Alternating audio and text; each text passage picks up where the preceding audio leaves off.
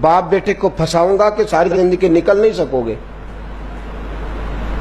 نے کہا میں نے بیٹے سے کہا کہ بیٹا میں نے پگڑی تک رکھی ہے پر مجھے رشتہ نہیں ملا، تو باز آ جا۔ کہنے لگا 3 راتیں میرا بیٹا سویا نہیں، اور مجھے کہنے لگا حضرت جی وہ 4تھی رات سویا ہے تو دوبارہ اٹھا نہیں، مجھے کہنے لگا مجھے اجازت دو کہ میں اس بیٹی کو بھی قتل کر دوں اور اس کا باپ بھی قتل کر دوں، میرا تو گھر اجڑ گیا نا۔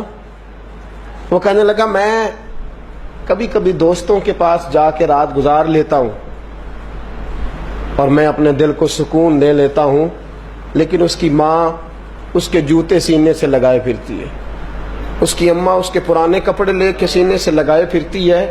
کہنے لگا حضرت جی کوئی کوشش کرو، کوئی دعا کرو کہ اللہ مہربانیاں کرے۔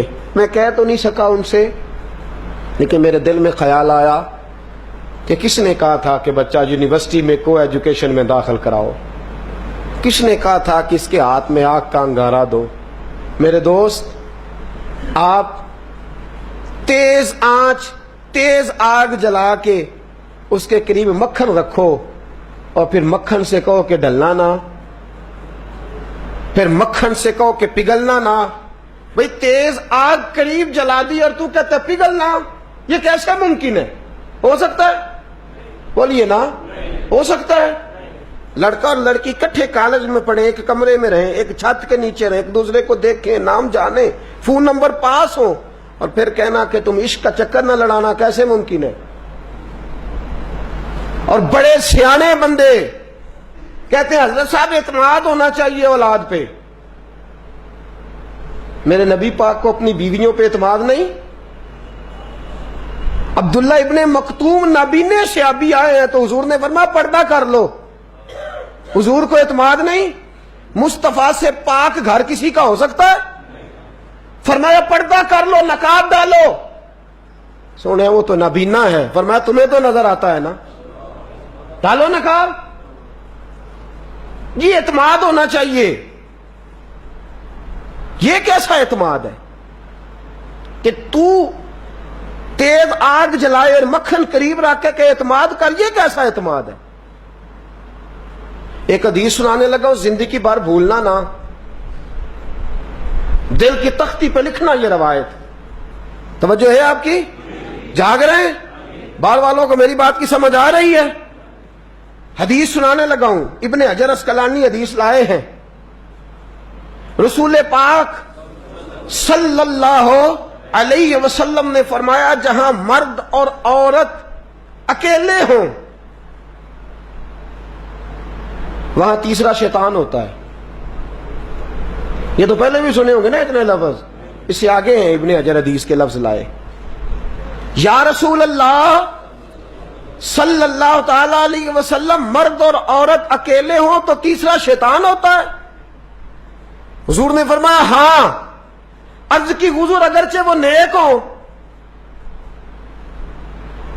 جاگ رہے نا آپ لوگ، اگرچہ وہ جہاں مرد اور عورت اکیلے ہوں وہاں تیسرا شیطان ہوتا ہے۔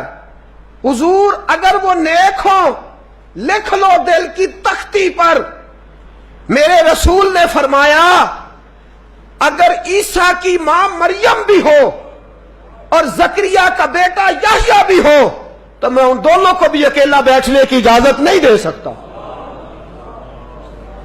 فرمایا عیسیٰ کی ماں مریم جو رہی مسجد میں، پلی مسجد میں، جس کی پاکیزگی کا اعلان قرآن کر رہا ہے، عیسیٰ کی ماں مریم، اور فرمایا یحییٰ صرف نبی نہیں، نبی کے بیٹے بھی ہیں، زکریا بن یحییٰ، فرمایا اگر یہ دونوں بھی ہوں، ایک نبی ہو اور ایک ولی ہو، مریم اور یحییٰ بھی ہو، مریم اور زکریا بھی ہو، فرمایا میں ان کو بھی اکیلے بیٹھنے کی اجازت ہے۔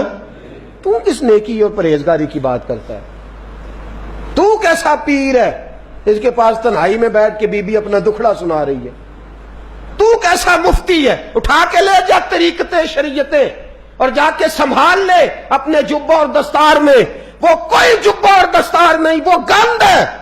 اس لیے کہ جو نبی مریم سلام اللہ علیہا کو نبی کے پاس بیٹھنے کی اجازت نہیں دے رہے، وہ پیر کس بات کی مولی ہے جو بیبیوں کو بغیر پردے کے سامنے بٹھاتا ہے اور تنہا بی بی کہتی ہے میرا دکھ سن لے؟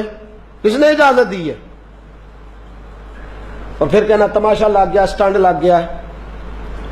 یہ شریعت بیان کر رہا ہوں، رسول اللہ کا فرمان بیان کر رہا ہوں، اور اس سے آگے ہمیں کسی دلیل کی ضرورت بالکل نہیں ہے. پتہ نہیں باپ کو کہ میرا بیٹا کیا کر رہا ہے. اندھی ہے وہ ماں جس کی بیٹی سارا دن نیٹ پہ بیٹھی رہتی ہے، اس کو خبر نہیں کیا ہو رہا. اور جب آگ گلے تک آتی ہے نا، داڑیاں جب جلنے لگتی ہیں تو ہمیں خیال آتا ہے یہ کیا بن گیا ہے. اور جب ماں کا دوپٹہ کھینچنے لگتا ہے نا سگا بیٹا کہ چل میرا رشتہ مانگ، پھر اس کو پتا چلتا ہے کہ یہ تو معاملہ ہی بڑا خراب کر لیا میں نے. میرے دوست، جوانی زیادہ پیسے کمانے کا نام نہیں. اگر تو قیمتی کپڑے پہنتا ہے تو تو جوان نہیں. تو 50 کلو وزن بائیں ہاتھ سے اٹھا لیتا تو تو جوان نہیں. اگر تو ڈگریوں کا ڈھیر لگایا ہے اور تیرا دراز اور الماری بھر گئے ہیں تو تو جوان نہیں.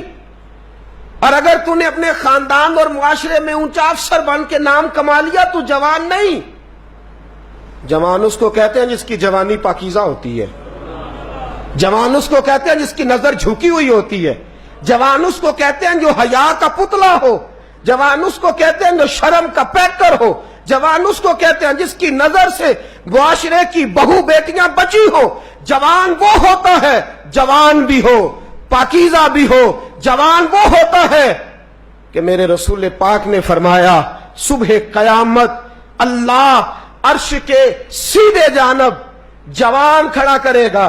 30 سال کا جوان، چڑھتی جوانی، خوبصورت آنکھیں، روشن چہرہ، اس کا وجود طاقت والا. نبی آگے بڑھ کے پوچھیں گے یا اللہ یہ کون ہے جو تیرے دائیں جانب کھڑا ہے؟ اللہ فرمائے گا یہ وہ جوان ہے کہ خوبصورت عورت نے اسے کہا تھا میرے ساتھ منہ کالا کر لے، پر اس نے نظر جھکا کے کہا تھا انی اخاف اللہ. نہ بھائی میں تو اپنے اللہ سے ڈرتا ہوں. فرمایا یہ پاک جوانی والا ہے، یہ حاجی نہیں، نمازی نہیں، یہ ولی نہیں، یہ صوفی نہیں، یہ وہ نہیں جو غوث زماں ہو، قطب دورہ ہو، پیر طریقت نہیں، مفتی وقت نہیں. یہ خالی جوان ہے پر پاک جوانی لے کے آیا ہے. یہ خالی جوان ہے پر پاکیزہ جوانی لے کے آیا. یہ خالی جوان ہے پر اس کی نظروں میں حیا بڑی ہے. یہ پاک، یہ کیا تماشا لگ گیا عشق کا چکر. اور آج جتنی مصیبتیں کھڑی ہوئی ہیں اس عشق مجازی کے روگ نے کھڑی کر دی ہیں. ہر جوان، ہمارا ایک بچہ تھوڑے دن پہلے اس علاقے کا محمد طیب نام کا شہید ہو گیا. وہ ایک کونے میں رہنے والا، ایک محلے میں ایک چھوٹے سے کونے میں رہنے والا بچہ تھا نا. میرے ساتھ دوست موجود ہیں. صبح سے لے کر ساری رات میں افسوس کرتا رہا میں جنازے میں کیوں نہیں گیا، میں جنازے میں کیوں نہیں گیا. وہ بچہ پاک فوج کا وہ شہادت اختیار کر گیا تو فخر سے سر بلند کر گیا اپنا. لیکن جو بی بی کے لیے ساری رات روتے رہتے ہیں وہ شہید ہو سکیں گے؟ جو ساری رات ٹھنڈ میں کھڑے ہو کے عورت کے ساتھ گفتگو کرتے رہتے ہیں اور جو سارا دن دل میں گند رکھتے ہیں بی بی کے لیے، ان کے ہاتھ میں تلوار آئے گی؟